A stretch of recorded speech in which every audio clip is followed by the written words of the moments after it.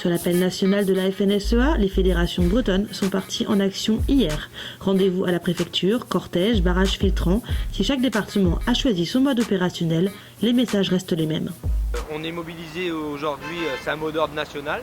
Donc le 35 s'inscrit dans cette mobilisation-là, puisque nos agriculteurs, une bonne partie de nos agriculteurs, sont à bout, en ont marre des doubles discours, en ont marre des contraintes perpétuelles qui arrivent, qui sont françaises.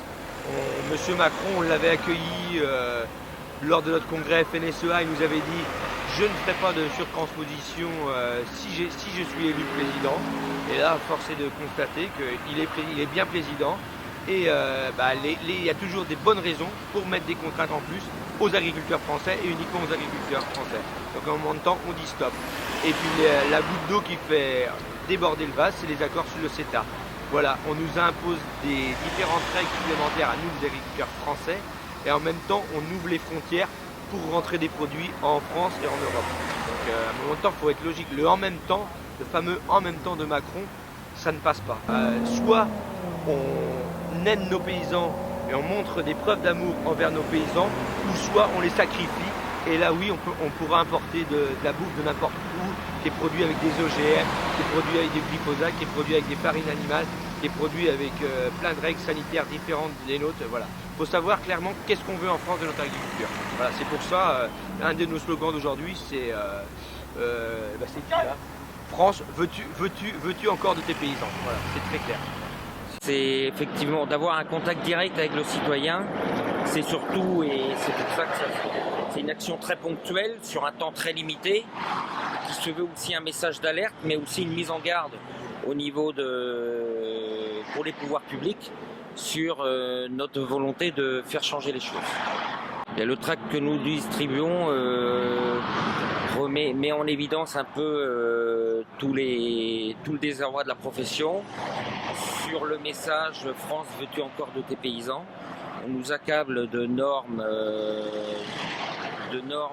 qui ne sont pas appliquées sur les produits qui rentrent sur le marché français depuis l'extérieur. On remet en cause toutes nos pratiques alors que celles-ci se font dans le respect d'une réglementation très stricte.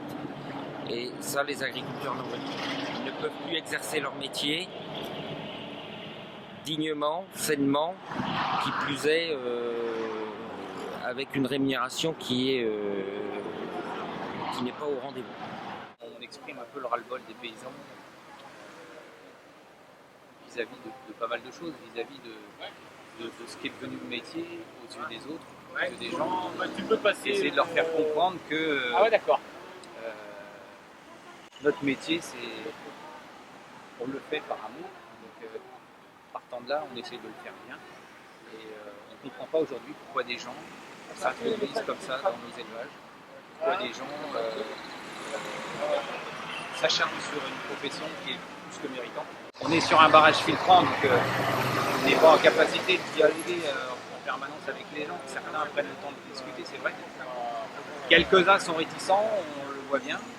Je vais vous passer de ce que j'ai pu entendre, mais ils ont la capacité de faire changer les choses par leur acte d'achat.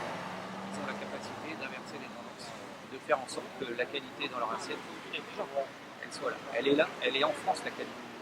Pourquoi aller la chercher ailleurs?